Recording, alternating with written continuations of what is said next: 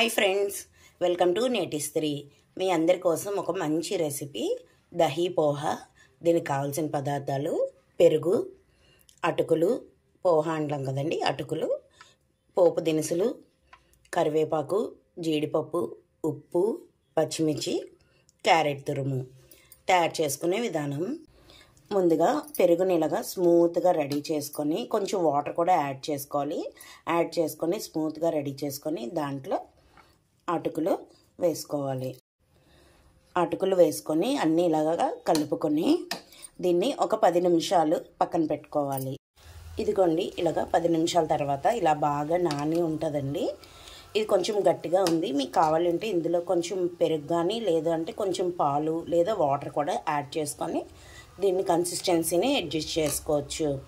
తర్వాత టేస్ట్కి తగినంత సాల్ట్ వేసుకొని కొంచెం క్యారెట్ తురుము, తర్వాత పైనుంచి తాలింపు వేసుకోవాలి. ఇందాక పోపు దినుసులు ఇవన్నీ రెడీ చేసుకున్నాం కదా, అది ఇలా తాలింపు వేసుకొని తాలింపు దీంట్లో వేసుకోవాలి. ఇప్పుడు ఇదంతా బాగా కలిసేటట్లు కలుపుకొని సర్వ్ చేసుకుంటే ఎంతో టేస్టీగా ఉండే దహీ పోహా రెడీ. ఒకసారి ట్రై చేయండి, చాలా టేస్టీగా ఉంటుంది. ఇలాంటి వేడి క్లైమేట్లకి ఇలాంటి కూల్ రెసిపీస్ చాలా బాగా హెల్ప్ చేస్తాయి, మన బాడీని కూల్ చేస్తాయి. ఒకసారి ట్రై చేయండి. ఇంతవరకు మా ఛానల్ని సబ్స్క్రైబ్ చేయకపోతే సబ్స్క్రైబ్ చేయండి, లైక్ చేయండి, షేర్ చేయండి, కామెంట్ చేయండి. Thank you.